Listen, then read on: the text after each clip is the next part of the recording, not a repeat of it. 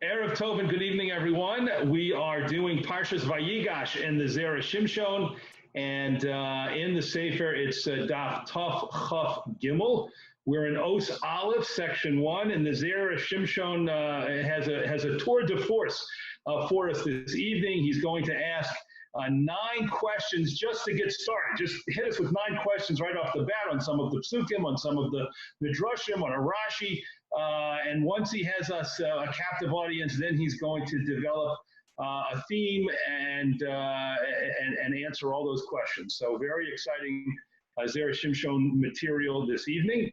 Before we take a look at that, it's going to be helpful to look at a few psukim. Actually, the Zera Shimshon is going to refer to a few psukim from the end of last week's Parsha of Miketz, and also a couple of psukim from the beginning of Parshas Vayigash, the Parsha coming up in Mirz Hashem on Shabbos. So let's just take a look at a couple of psukim, and then we'll get started in the Zera, in the text itself. So first of all, at the end of Parshas Miketz, the person who is the head, who's referred to in the Torah as the head of Yosef's household, and we learned from the Midrashim and the Meforshim bring down, this is his son, Yosef's son Menashe, is sent to catch up with the brothers who are heading home, and Binyamin is, of course, with them, and he does so, and the goblet, the Gevia of Yosef, is found in the, Menashe tells them that the goblet is missing and that they're the suspects, they're the prime suspects. So here's what the pasuk says. The brothers say to Menashe, Asher yimotze ito me'avodecha v'mes. The person amongst us, amongst the brothers, who has stolen the cup, the goblet, he will die. V'gam anachnu niyeh la'adoni la'avodim. And we also, all of us, will be servants to your master, to Yosef. So that's what they say. And they at this point, of course, have no idea that the goblet is in Binyamin's sack, and it's inconceivable to them that Binyamin or any of them would have taken anything at all, stolen anything at all from Yosef. So they say, whoever has it will die, and the rest of us will be Avadim. Vayomer, and so Menashe said back to them, Gam atach chidivrechem. Also now, it's like your words, ken hu, so it should be. Asher yimatzei ito yiyeli aved. The one who the goblet is found with will be my servant. Ve'atem tihiyu nikiyim. And you, the rest of you, will be innocent. So of course, Menashe said, I'm going to do what you say, but then he gave them a totally different proposal or plan, and the Zera Shimshon, of course, is going to focus on that. Then we skip ahead a couple of more psukim. All of the brothers are now brought back to Yosef's palace, and Yehuda says the following: Vayomer Yehuda manomar ladoni. What can we say to my master? Manidaber manitzadok. How can we say anything? How can we justify this? Elokim matzah savon avodecha. God has found the sin of your servants. Hinenu avadim ladoni. Behold, we are servants, we are slaves to my master. Gam anachnu, also us. Gam asher nimtza hagavia biyado. Also the one who the goblet was found in his hand, which of course is a reference to Binyamin. So Yehuda says, we're all going to be avodim to you, Binyamin and the rest of us as well. And Yosef says, Vayomer chalilu li me'aso zos. God forbid I should do this.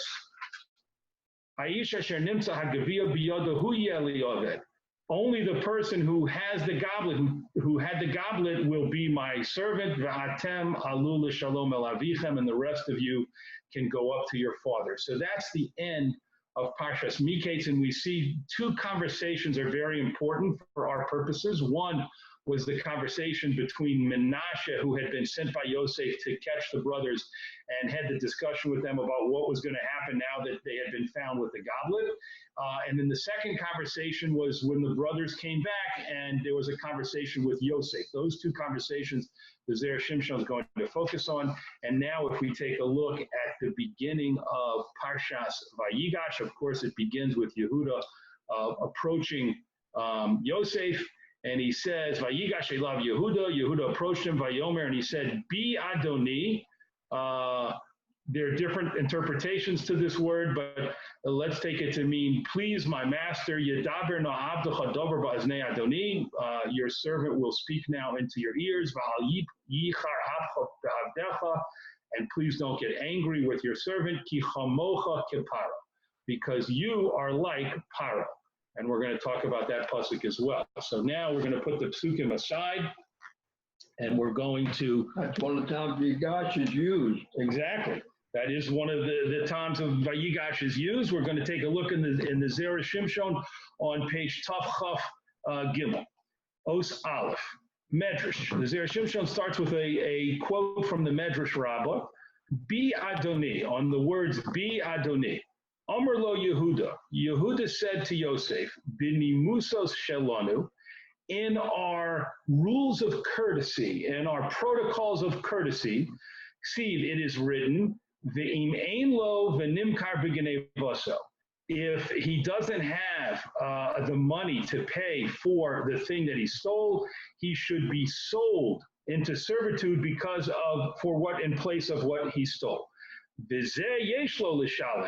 this person, meaning Binyamin, he can pay for what he stole, meaning he can return the goblet. Ad kan lishono, until here is a quote from the Medrash Rabbah. So the first step in the Zera Shimshon's discussion is to quote from the Medrash Rabbah about one of the points that Yehuda made when he approached Yosef. One of the points he made was to say that in our rules, and he used the expression our rules of courtesy, nimusos, our protocols of courtesy, we have a rule which is that if a person steals something, then they have to pay it back, they have to return it. But if they're not able to do so, then they are sold as eved, then they can be sold as an eved to the victim, the person they stole the object from or the money from. And Yehuda says Binyamin had the goblet. He's being accused of stealing a goblet. He has the goblet, and so let's let him return the goblet, and then he will have taken care of the fact that he took a goblet and he returned it. That's Yehuda. That according to the Medrash Rabbah, was one of Yehuda's points that he started his discussion with Yosef about. So the Zera Shimshon says, Makshin. We asked the question, Lama lo Amar lo me reshe dekra. Why did Yehuda start from just the end of the pasuk, and that's a pasuk as the Zera Shimshon quotes from Shmos Perek Chaf Beis pasuk Beis, and he started just at the last few words of that pasuk. So the Zera Shimshon says, why didn't he start a little earlier with the word Shalem Yishalem, he shall surely pay? Seemingly, those would have been very important and relevant words for Yehuda to start with. Now, if you look at that pasuk, you'll see that the Zera Shimshon is not asking why didn't he start from the beginning completely of the pasuk, because the beginning of the pasuk is talking about something completely irrelevant to what Yehuda wanted to say. That pasuk is talking about if a person breaks into someone else's home. So the Torah says that the Zarfa Hashemesh Alav, that's how the pasuk begins. If the sun is shining on this person, then the homeowner cannot kill him, cannot do anything to him, or cannot kill him. And if he steals something in such a situation, then he has to pay it back. So the Zera Shimshon is asking, why didn't Yehuda start from Shalem Yishalem? He shall surely pay what he stole, that's his point. Let Binyamin pay back what he stole, and then continue at the end of the pasuk. Why did he leave those two words out? Okay, so we are going, as I mentioned a few moments ago, there are going to be 9 questions that Zera Shimshon is going to ask. He's going to spread them out over the course of the next 2 paragraphs in addition to this one. So that's question 1, if you're keeping track at home. That's question 1, which is, why did Yehuda, according to the Medrash Rabbah, start with just the last few words of the pasuk, V'im ein lo v'nimkar b'genei vaso. If he doesn't have enough to pay for what he stole, then he can be sold into servitude and restitution for what he stole. Why didn't he start with the word Shalem Yishalem? Let him pay for what he let him surely pay, which are, of course, as we said, very relevant. Question 1. Why did Yehuda leave that out? Ve'od, and another question on this Medrash Rabbah, Mahu bin Nimusos. What does it mean when Yehuda said, according to our courtesy, according to our rules of protocol, our rules of courtesy, why did Yehuda use such an unusual expression? He could have said according to our laws. He could have said according to our Torah. This is a pasuk actually, of course, from the Torah, as we saw that from Shmos Chaf Beis. So why did he say b'nimusos? The ode, that's question 2. The ode, and a third question on this Medrash Rabbah, V'chi Yosef shehu melech b'Mitzrayim chayiv lasos b'nimusos shalahem, and was Yosef, who was the ruler over Egypt, obligated to follow the rules of courtesy, the protocols of courtesy that this Jewish family followed? What thought process was going on in Yehuda's mind to say to Yosef, in our courtesy rules and our protocols, this is how the situation would be handled? Why would it ever occur to Yehuda that Yosef would be interested in following those rules, or certainly in limiting himself to follow those rules? Presumably, Yosef had every right to say, you're in Egypt now, we're going to apply the laws of Egypt, and that's the end of the discussion. I'm not interested in what the Hebrews do back in their part of the world.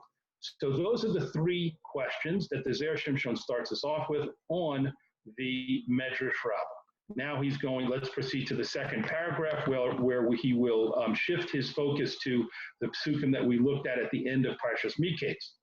Umitchila, to begin with, nasim lev al hapsukim. We need to go back and look at the psukim, meaning we have some questions on that Medrash Rabbah. To have any chance of understanding that piece in the Medrash Rabbah, we're going to have to go back and look at psukim that we've already seen in the previous Parsha. Shebeseder HaKodem, in the previous Parsha, that again, Parshas Miketz, Matzinu, we find, She'omru Haim, that the brothers had said, this means when they were it was first brought to their attention by Menashe that they were the suspects for stealing the goblet from Yosef, they said, Asher yimotze ito me'avodecha v'mes. Whoever the goblet is found with, he will die. We read that pasuk. V'ha'ish amar lahem, and the man said to them, meaning Menashe said to them, Gam ata k'divrechem ken hu. Also now, according to your words, so it should be. Asher yimotze ito yiyeli oven. The one who the goblet is found with will be a servant to me. The kasha, and this is difficult, shezehu mishpat chadash. This law, this ruling that Menashe said that only the one who had the goblet will, instead of dying, will be a servant, and the rest of them will not be punished at all. This is a new idea, new concept. The Yoser Kal, and it's much more lenient, Mimasha Amruhaim, than what they had said. Again, the brothers had said, the one who took the goblet should be killed, should get capital punishment, and the rest of us should be slaves. And the Menashe had said, the one who took the goblet will be a slave, and the rest of you will go free. So how could Menashe say, according to your words, so it should be, if his proposal had no connection, wasn't aligned with what they had said? What did he mean? Yes, you're right, we're going to do what you said, but then he gave a totally different ruling on the situation. So what did he mean by that? V'od mahu gam ata. And also, why did Menashe start his response by saying gam ata, also now? What did he mean by also now? It seems like these are unnecessary words at all. What did he mean by starting with gam ata, also now? Uchesheba'u eitzel Yosef. Just to pause for a moment. So those were 2 more questions that we see on the story of the Psukim and Miketz, and we have more coming up. Ukeshebo etzel Yosef, and then when the brothers were brought to Yosef, Amru, they said, Hinenu abadim la'adoni gam anachnu gam asher nimtza hagaviyah biyado. We are servants, we are slaves to my master, meaning to Yosef, also us, and also the one who had the goblet. The Kaimalon, we hold, based on a Yerushalmi and Brachos, Gam in Ribuyin, that when the Torah uses the word Gam, also it's coming to add something. The word Gam in the Torah, according to the Gemara in Yerushalmi, is always teach adding something in particular. It's not just used as a form of speech. It's not just used as a word that it's not just stylistic. It is always adding something. So what did it add? Ma ratzu l'rabos b'milas gam. What did the brothers want to add when they said gam anachnu gam asher nimtza hagvia biyodo? Also we and also the one who had the goblet will be servants to you. Why not just say we? And Binyamin, who had the goblet, will be servants. What is why this word gam twice? What is it coming to add? The ode she Yosef Heshiv Lahem. Yosef, when they made this suggestion that all of them would become slaves to Yosef, he responded to them, Chalilo li me'asos zos. God forbid that I should do this. It should be very far from me that I would ever think of doing this. Afal pi shehem lo amru el eliyos kulam avodim.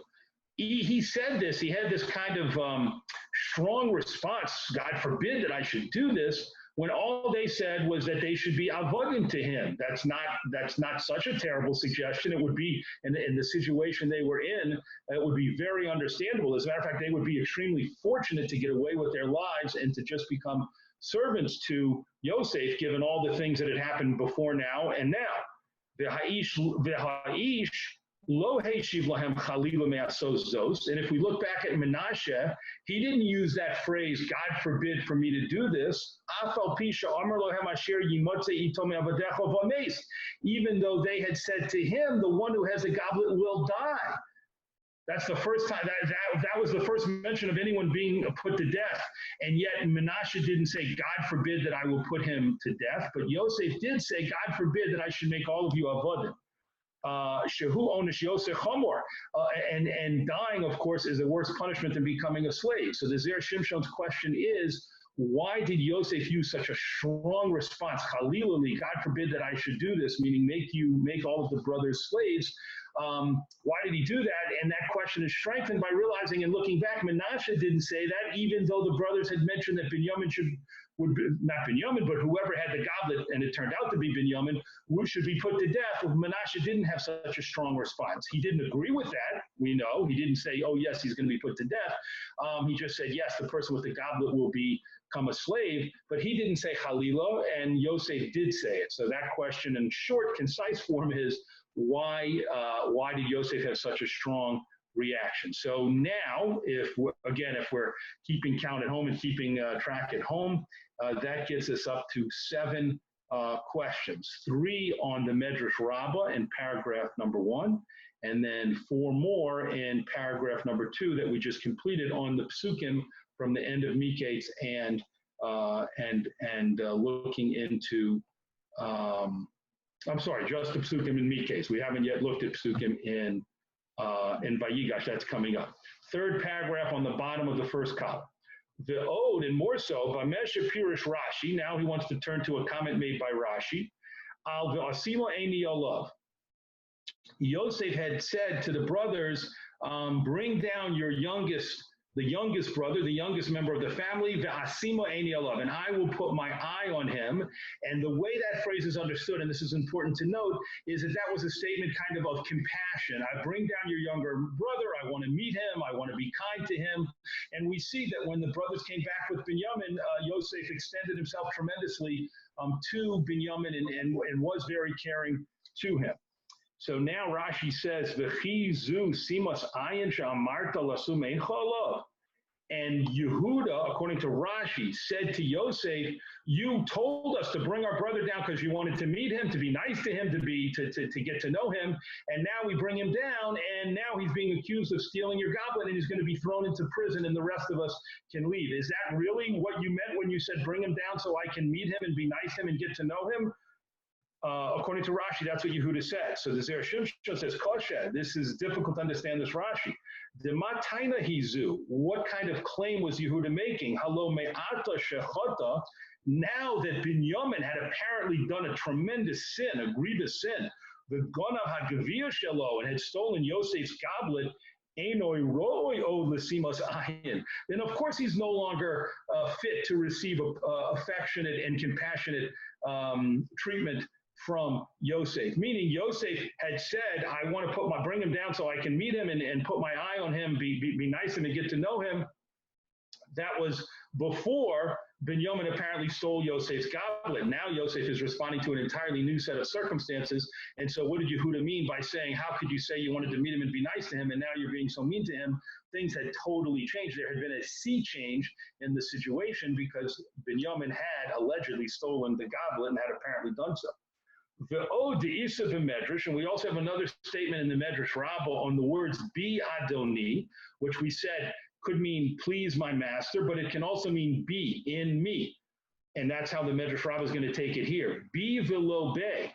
Me and not him. Yehuda was saying, take me. I'm a better servant. I will be a better servant to you than Binyamin could possibly be. So take me, not him. And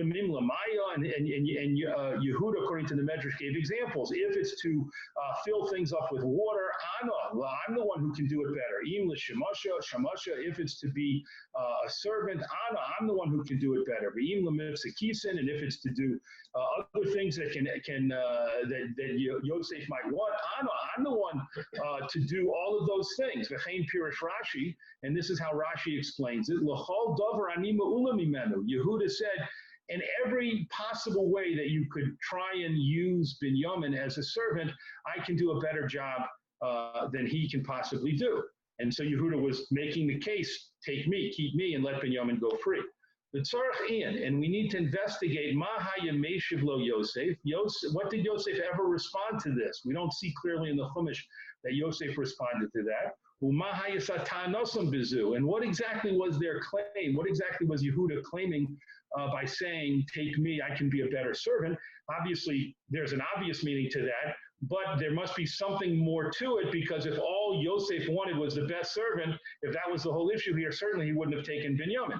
So there's something deeper going on there that Zera Shimshon says, and we have to figure out what it is. So that brings our list of questions up to 9. That's the full set of questions. Again, some of them are on the first Medrash Rabbah piece that the Zera Shimshon quoted. Some of them are the Psukim and Miketz, and some of them are on the Rashi in the Medrash Rabbah that he quoted from the beginning of Vayigash. So now let's go through and begin to hear what the Zera Shimshon develops. And when we get to the specific answers to the question, which, by the way, I'm letting you know now, are not going to be in order. It's not going to be, let's answer 1, then 2, then 3. When we do get to the answers to the questions, I'll try and point that out so everyone understands which question is being answered. Okay, second paragraph in the second column.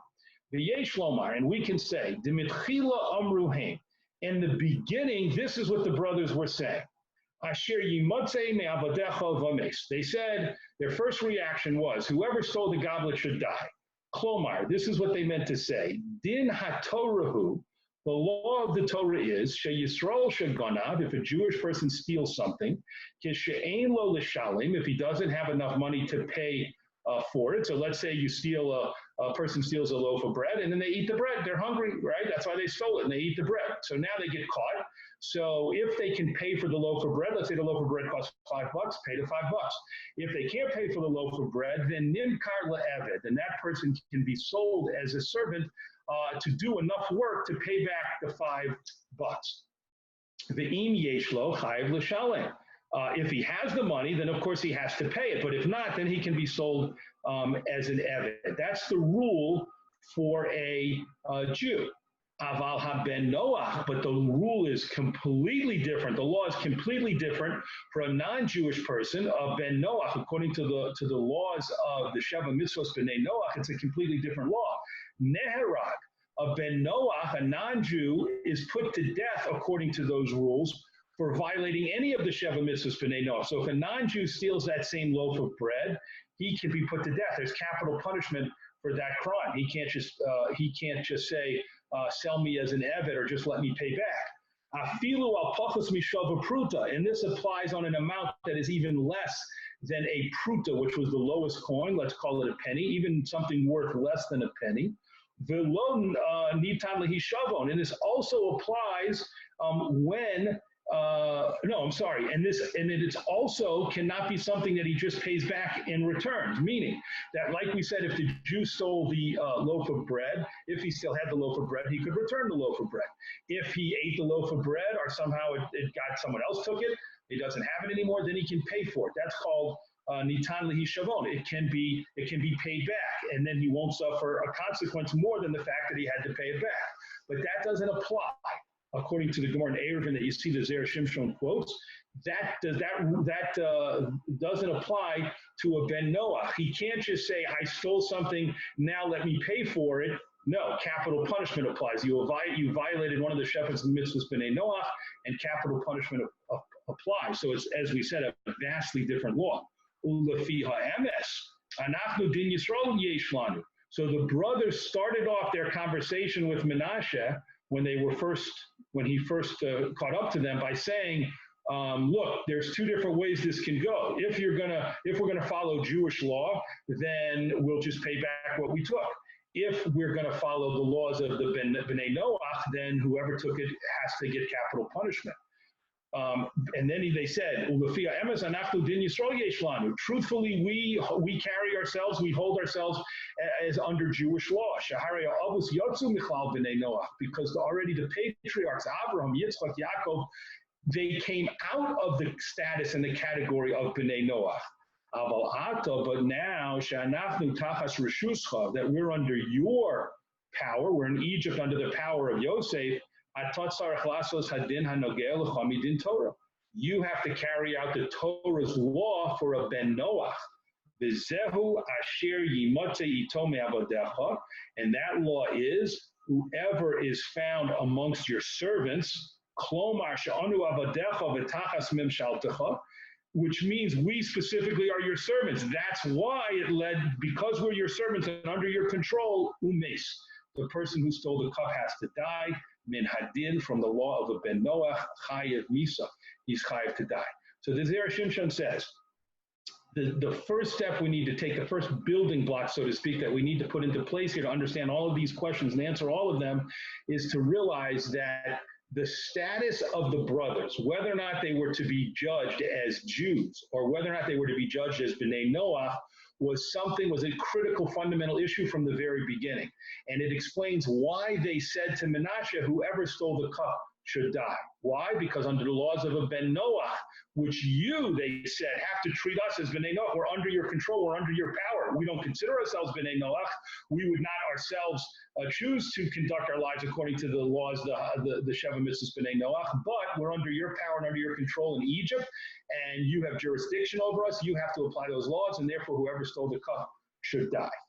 Now, coming up now, we're going to see how this helps us begin to answer the question specifically, and specifically the answers to question 4 and 5 are coming up right now, as you'll see.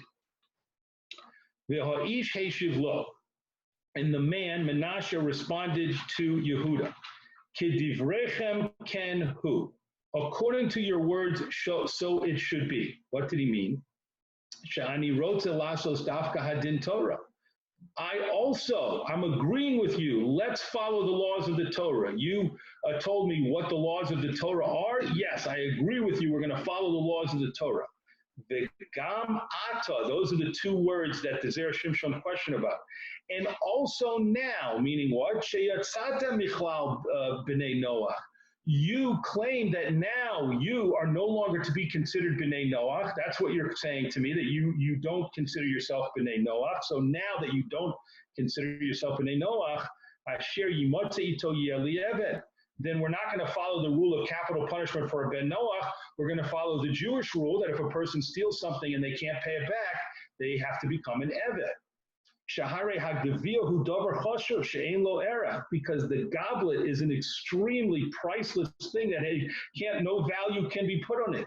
The efshir sheyeh lo l'shalem, and it's impossible that Binyamin would have enough money to pay for the value of the goblet. The yukuyam, and by making him an eved, we will fulfill we'll fulfill your rule for Jewish people, which is if the thief can't pay back, then he should be sold into servitude. And even if you'll tell me that Binyamin will return the actual goblet, we call Mokam, nevertheless, Yeshlo L'Shalom Tashlume Kefel. He has to pay the kefel, the penalty, the fine of kefel. Kedichsiv, as it also says in the rules for Jewish people in the Torah, Shalem Yishalem, he should certainly pay. The mashma shtei tashlumin, which implies two payments. Shalem Yishalem, he should pay, he should pay.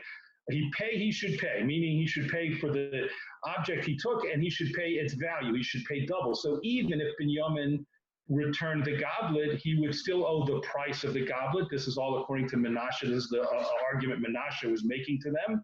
And since it's impossible for him to have enough money to be able to pay the value of this priceless heirloom, this goblet, therefore, he needs to be sold. V'al shnehem, on both situations, misayim hakosav im ein lo v'nimkar b'genevaso. Whether or not you're trying to pay back the actual thing you stole, or whether or not you're trying to pay back the double penalty, the kefel, the rule is v'nimkar b'genevaso, you are sold into servitude if you cannot pay it back. So at this point, we understand questions 4 and 5. What is it that Menashe meant when he said, yes, I'm agreeing with you, when apparently he wasn't agreeing with them at all? Answer, he was agreeing with them on the fundamental point of let's follow the Din Torah. I'm going to follow your rules, Menashe says. I'm not going to apply the Egyptian rules. I'll follow your rules. And if you tell me what your rules are, we'll go with that. So now you're telling me you think you should be treated like Jews. I'm willing to concede we're going to treat you like Jews, so there'll be no capital punishment. No one's going to die. The person who stole it is not going to be able to pay it back, and therefore v'nimkar b'genevaso, he's going to be sold as an eved. But the rest of you who didn't steal the goblet and apparently had nothing to do with it, I'm going to let you go free. So that helps us understand and gets us to the point where we understand the initial conversation at the end of Parshas Miketz between the brothers and Menashe. Now the Zera Shimshon brings in a new point. The Kosov HaKesef Mishnah, if we look at the Kesef Mishnah on the Rambam, we will see in Hilchos Avodim, we will see Diyesh Safeki Melech Kuti Kone Kuti. If a non-Jewish king buys a slave, a non-Jewish slave, Afle Gufo Midina de Malchuso Dina, does he buy the actual body of that slave? Does he own that actual person? O Dilma Eino Kona Osorak Lamase Yodav. Or perhaps he doesn't own the person himself or herself. He only owns the right to get the work, the Masayod of the work that that person does. So what's going on over there very briefly is the Rambam says that when a non-Jewish person buys a non-Jewish slave, he only is buying the work, the Masayod of that slave. He's not buying the Eved, the body of the Eved, so to speak. He doesn't own the person, he owns the work. He can force that person to do the work that he wants and get the benefit from that work. And the Rambam says that's not true of a Jew who buys a non-Jew. If a Jew buys a non-Jew, an Eved Kanani, then he owns the actual goof and he can give that over as an inheritance to his children, etc. So the Kesef Mishnah has a question, discusses what if a non-Jewish king, not a regular non-Jewish person, not a layman, but a non-Jewish king buys a non-Jewish person as an Eved, and he has a suffix, he has a doubt as to whether or not there are different viewpoints there that he discusses as to whether or not that is a kinyan haguf, an acquisition of the body of the slave, or just the work of the slave, and that we'll see why that becomes important.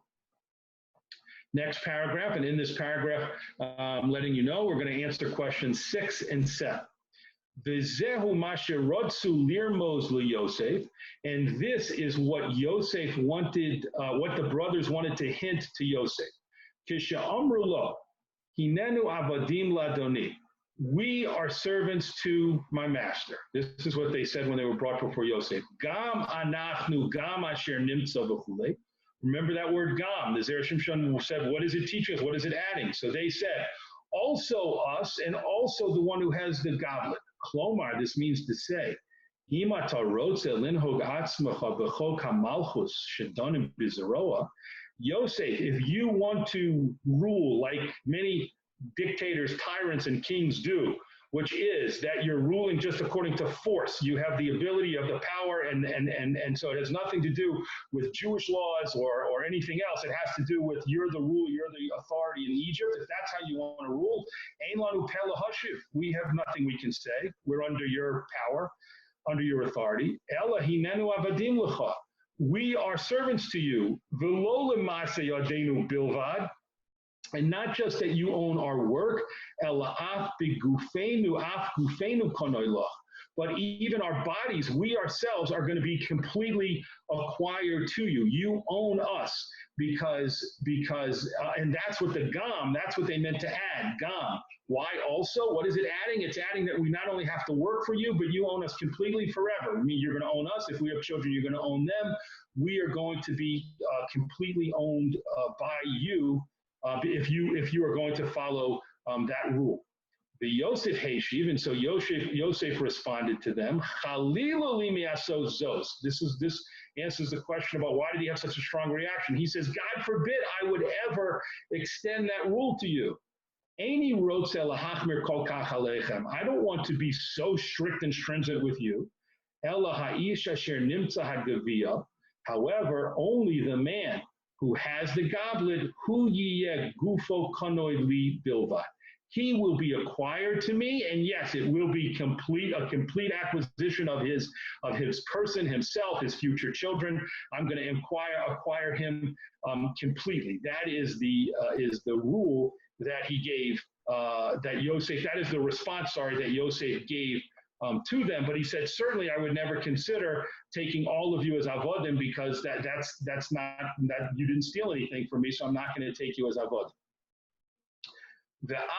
And then once that was made clear, now Yehuda says, Vayigash elov Yehuda. Yehuda approaches b'chizuhi simos ayin shamarta lasum ein chalov. Now Yehuda brings up the point of Yosef's original statement: bring down your younger brother. I want to be nice to him. I want to meet him.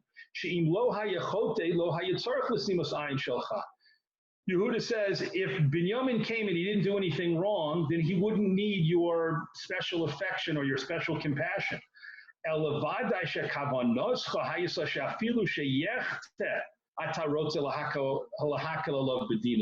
It must be when you made the point that you wanted to show him special affection, you meant even if he came and did something wrong and he wasn't perfect, you would still extend your special affection to him and be lenient with him.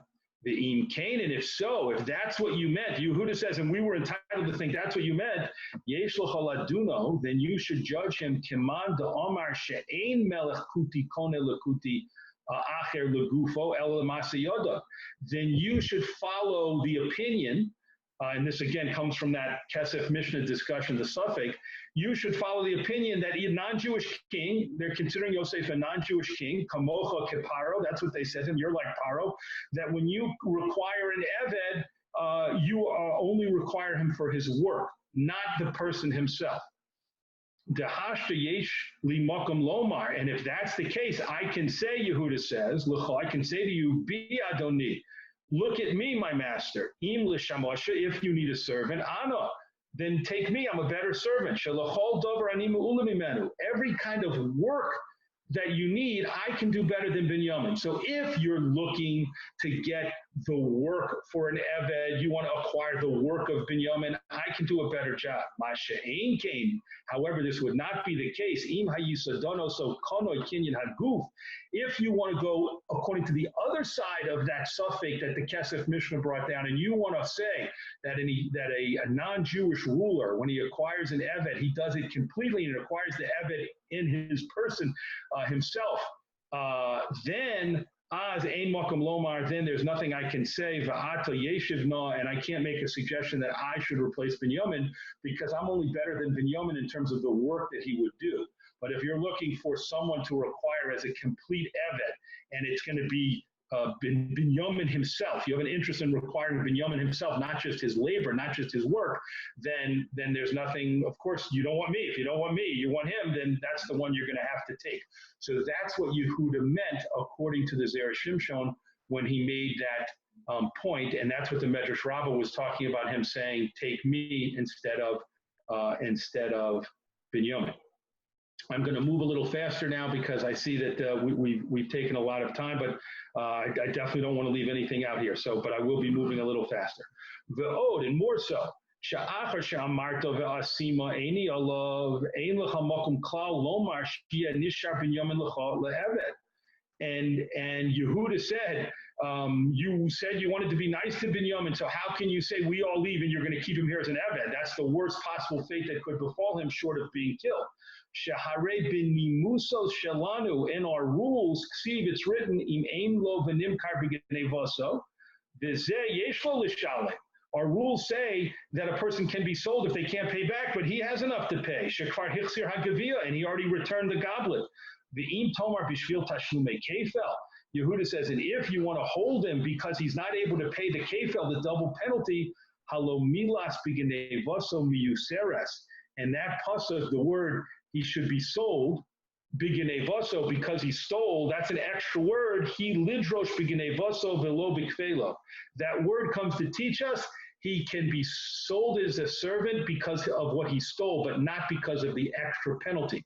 So, and that's quote based on a Gemara in Kedushin. So what the Zera Shimshon is saying is that Yehuda said back to Yosef in this dialogue, you can keep him, Binyamin, as an Eved, if he couldn't pay back the worth of the goblet, but he returned the goblet. And if you want to keep him as an Eved because he can't pay back the double value, which is what Menashe had originally said to them, that's why Binyamin should become an Eved. So he says, no, in our rules, nimkar b'genevoso, a person can only be sold into servitude if they can't pay for the object they stole, not if they can't pay for the fine, the double penalty of kefel. If they can't pay for that, then you wait for them to amass the money for them to make restitution. You can't sell them into servitude for that. So that was Yehuda's response to Yosef saying, I'm going to keep Binyamin. Ubezem meturitz, bottom of the first column. Ubezem meturitz lamalo hevi reisha dekrosh shalem yishalem. Now we can go back and answer our original number one, our first question. Why did Yehuda cut off and just use the last part of the pasuk? Why didn't he quote the words of shalem yishalem, which we said should have been very helpful to him? Why didn't he do it? Sha'adarabba zu hayasatanas Yosef. Because we realize now that that would have been supporting Yosef's claim.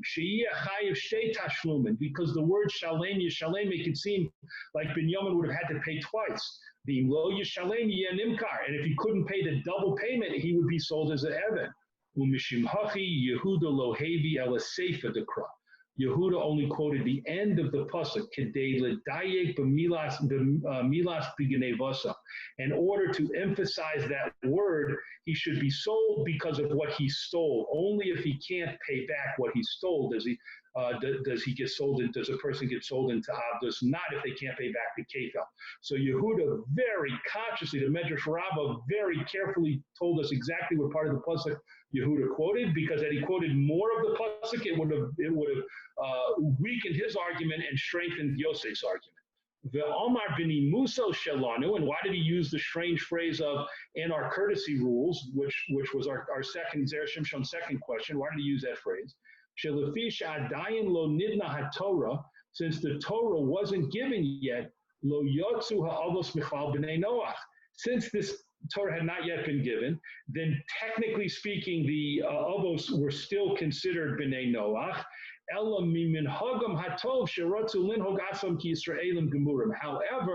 they made their own decision to keep the laws of the Torah, which was a good thing, a very good thing for them to do, but they couldn't say according to our laws. They could only say according to our b'nimuso shelanu, according to our protocols, our rules that we follow, so to speak, as a courtesy, but not something that we're obligated to do because the Torah hadn't given. So again, the Medrash Rabbah chose the words in the quote from Yehuda very carefully, and now we understand why he used the phrase nimusos as opposed to our laws. They weren't laws that the brothers were mandated to follow because this was before Matan Torah. Continuing in the next paragraph, the Yosef hayameshiv lo shedai lahakel alav, and Yosef responded, it's enough that I'm going to be lenient on Binyamin, shalo ladunu to ben Noach, and I'm not going to judge him as a ben Noach, sheyeh chayiv misa. The big leniency here, Yosef says, is that I could have put him to death as a ben Noach, which the brothers was the first thing they said. Afal pisha adayin lo nidna haTorah, even though the Torah hasn't been given, the rules of ben Noach, b'nei Noach, and Sheva Mitzvahs b'nei Noach, and capital punishment for b'nei Noach were already in place. So the fact that I'm not going to have Binyamin killed is the big leniency. V'zuhi hasimas ayin shehivtiach. And that fulfills the promise that I made, that I wanted to be nice to him and extra careful care, give him extra care. If you guys bring him down, I'll be nice to him. Okay, I saved his life and I spared his life, even though I didn't have to, and the law required him to be killed. But not to be so completely lenient to Yisrael Gomer, to treat him like a full-fledged Jew, that he doesn't get sold because he can't pay back the kefel. Okula hacheres are some other leniencies that I can't acquire as a non-Jewish ruler. Don't tell me I can't acquire him as a complete eved according to the rules of Dina de Malchusa Dina, because I certainly can. So Yosef's response was, I'm keeping Binyamin. I'm entitled to keep Binyamin. I could actually have him put to death, but I'm not going to do that. But I'm certainly keeping him because he wasn't able to pay back kefel. So it's all legal. It's all correct. Yosef says, even according to your own rules, that the brothers were following. Last paragraph. The Ozlishi Tasadu. And all of this discussion and debate between Yosef and the brothers and between Menashe and the brothers actually follows their viewpoints about the whole question of their status. The Lefima Shapirish Parsha's Drachim, according to the Parsha's Drachim, what he explains, way back when Yosef was still living with the family and growing up with the family, they had an argument amongst them. Yosef and the brothers had a very, very important argument and disagreement amongst them. Shahashvatim hayusovrim, because the other brothers held that they and the avos had completely stopped being b'nei Noach and should only follow the rules completely of Jewish people, afilu lahakel, even when the laws of Jews are more lenient than the laws of Bnei Noach. And we already saw the biggest example. According, if you're a Ben Noach, the law is whatever rule you violate, even stealing something, it's capital punishment. If you steal something as a Jew, of course, there's no capital punishment. And so, and any other leniencies that may come about through be treated as a Jew, a Yisrael, instead of a Ben Noach, the brothers applied that to themselves. So the brothers said, we are completely Jewish. We follow the laws of the Torah, even though it hasn't been given yet, and we expect those laws to be applied to us. None of the laws of a Ben Noach should apply to us. That's what they said. This comes based on another discussion of Chazal, and therefore they would eat an animal that was still shaking after shechita. A mefarcheses that term refers to when you shecht an animal and the animal is now dying, but let's say it's still shaking, there's still some movement left. They said after shechita, we follow the halacha, which is after shechita, an animal can be eaten. The Yosef hayasfirule shelo yotzu michlal b'nei Noach, but Yosef held no. We are not completely out of the rules and laws of a B'nai Noach, ela lahachmir, except in terms of being more strict. We, Yosef said, are obligated in the strictness of both sets of laws, meaning we have to follow the laws of B'nai Noach and we have to follow the laws of the Jews, because we're not completely, the transformation has not completely happened, and therefore in whichever area we have to follow all of those laws, and if one area is more strict than the other area, we have to follow it no matter where it comes from. Because of this, Yosef went and told his father again, way back when he was a boy, he ran to his father and he said, look what they're doing. They're eating this animal. Yes, it was shechted, which would make it permissible to Jews, but it's considered Aver Menachai to a non-Jew, because the shechita doesn't have any significance to non-Jews. It only has significance to Jews. So if you shecht an animal, but it's still shaking, then it's forbidden to a non-Jew, to a Ben Noach. And Yosef saw them eat that, and he said, look, they're eating something they shouldn't eat. Why? Because he applied the rules of Ben Noach to them, to the brothers. They did not apply those rules to themselves. Also here, Yosef did not want to apply only the Jewish rules to the brothers l'kula, to make leniencies, unless it came to a case of pikuach nefesh, which of course was Binyamin's situation. She'eno rotze laduno k'ben Noach. He did not want to judge Binyamin as a ben Noach, mishum chumra de safek nefashos, because of the doubt and the chumra of safek nefashos. To tell Binyamin, I want to treat you like a ben Noach, and therefore you're going to be put to death for stealing, that step Yosef would not take. Pikuach nefesh he would not take, but in all other situations, he insisted upon the brothers. His view, his shita was the brothers, himself, Binyamin, everyone had to follow the full Taryag mitzvahs of the Torah and the Sheva mitzvahs b'nei Noach and their laws, and wherever there were stringencies, they had to be followed as well.